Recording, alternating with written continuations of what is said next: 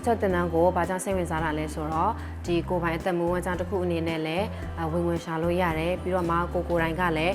ကိုဖို့အတွက်ဝန်စားတွေကိုချုံနိုင်တဲ့အတွက်ကြောင့်ဖြစ်ပါတယ်တင်တန်းတက်တာပျော်တယ်ဆီယာမကလည်းအတင်ပြကောင်းတဲ့သူကပျော်ပါတယ်ပြီးတော့ဒီနွေရာဒီမှာအိမ်မလည်းလှုပ်ရှားဘာမှမရှိဘူးပြီးတော့ဒီမှာလာတင်ရတဲ့အတွက်ကိုလည်းခုံယူပါတယ်ပြီးတော့ကိုလည်းပြန်အသုံးချလို့ရတယ်ပေါ့နော်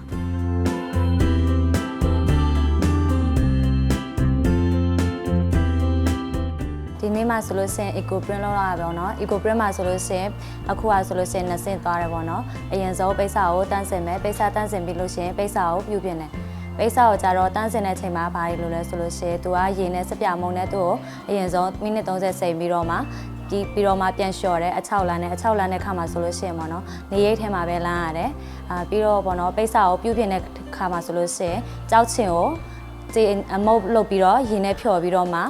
ဒါပေါ့နော်ပြန်ရင်တော့ပေါင်းတာပေါ့နော်မီးနဲ့ပြန်ရင်တော့အပူပေးတာပေါ့ eco print လောက်တဲ့ခါမှာဆိုလို့ရှိရင်ပေါ့နော်တကယ်ချင်းနေတဲ့အတူတူပြည့်ရှင်နေပေါ့နော်အရွက်တွေလိုက်ခူရတယ်ပြီးတဲ့ခါမှာဆိုလို့ရှိရင်လည်း eco print ပေါင်းပြီးတဲ့ခါမှာသူ့ကိုပြတ်ဖွေးတဲ့ခါမှာပေါ့နော်အရန်အောင်ပေါ့နော်ပြတ်စစ်လို့ရှားရတယ်ပေါ့နော်ကိုလိုချင်တဲ့ပုံစံနဲ့ရလာတဲ့အတွက်လည်းအရန်အောင်ပြတ်ရှင်ရပါတယ်လို့ဒီတင်တန်းမှာဆိုလို့ရှိရင်တော့2မျိုးတင်ရတယ်ပေါ့နော်ပထမပိုင်းကကြတော့လက်မှုပိုင်းတင်ရတယ်လက်မှုပိုင်းမှာဆိုလို့ရှိရင်တော့ဒီလိုနိုင်လေးတွေထိုးရတာတင်ရတယ်ပေါ့နော်ဒီနိုင်မှာဆိုလို့ရှိရင်ဒီလူပုံစံခေါင်းလေးတွေဘယ်လိုမျိုးထိုးရမလဲဒီခြေထောက်လေးတွေပြီးလို့ရှိရင်တော့ဒီစလုံးဖောက်တဲ့ခါမှာပေါ့နော်ဘယ်လိုမျိုးဖောက်ရမလဲပြီးလို့ရှိရင်တော့ဒီစက်တက်တဲ့ခါမှာပေါ့နော်ဘယ်လိုမျိုးတွေတားမလဲဆိုတာလေးတွေအသေးစိတ်တင်ရတယ်ပေါ့နော်ပြီးတော့နောက်တစ်ခုအနေနဲ့ကျတော့ဒီဆက်ချုပ်တာပေါ့နော်ဆက်ချုပ်လို့ရှိရင်စက်တက်ထဲမှာဘယ်လိုမျိုးတက်ဆင်ရမလဲအထည်တွေဘယ်လိုကန်ရမလဲဒါမျိုးတွေတင်ရတယ်ပေါ့နော်ကိုအတွက်လည်းအကျိုးရှိတယ်ပြီးတော့သမီးကအတော်စီမှာလည်းဝိုင်းကူလုပ်လို့ရတယ်ကိုပြီးတော့လည်းချုပ်ပေးလို့ရတယ်အတော်နဲ့လည်းအတူဝိုင်းရောင်းလို့လည်းရတယ်ပေါ့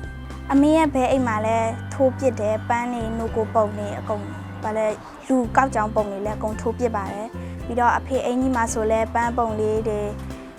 လူပုံလေးတွေနိုကိုပုံလေးတွေလည်းထိုးပစ်ပါတယ်ဒီစက်ချုံမတက်ခင်မှာဆိုလို့ရှိရင်တော့ပေါ့နော်ဒီချီကိုဘယ်လိုမျိုးထိုးရမလဲဘယ်လိုအယုတ်လေးတွေထွားရမလဲဆိုတာမသိခဲ့ပေါ့နော်ဒီစက်ချုံတင်ပြီးတဲ့နောက်ပိုင်းမှာဆိုလို့ရှိရင်ဒီလူပွေစံကကြောင်းလေးဆိုလို့ရှိရင်လည်းဘယ်လိုလှလှလေးတွေထိုးရမလဲပန်းလေးတွေဆိုလို့ရှိရင်လည်းဘယ်လိုမျိုးပုံဖော်ရမလဲဒါလေးတွေသိလာတယ်ပြီးဒီအထည်တွေချုပ်တဲ့ခါကြာလို့ရှိရင်လည်းညီအောင်လှအောင်ဘယ်လိုချုပ်ရမလဲဆိုတာကိုသိလာရတယ်ပေါ့နော်တင်တန်းကာလာတစ်လျှောက်လုံးမှာဆိုလို့ရှိရင်ညီမတို့လက်မှုပညာတွေရောစက်မှုပညာတွေအပြင်ပေါ့နော်အခုဆိုရင်မတက်မြောက်သေးတဲ့ eco print တွေပါညီမတို့တက်မြောက်ခဲ့ရတယ်ဒီလက်မှုပညာတွေစက်မှုပညာတွေနဲ့လည်းကိုယ့်ရဲ့အသက်မွေးဝမ်းကြောင်းကိုပြန်ပြီးတော့ဆက်လက်ပြီးတော့မွေးဖွားပြန်ပြီးတော့လုပ်လို့ရတယ်ပေါ့နော်ဒီတင်တန်းကာလာတစ်လျှောက်လုံးမှာဆိုလို့ရှိရင်လည်းပျော်ရွှင်ခဲ့ရပါတယ်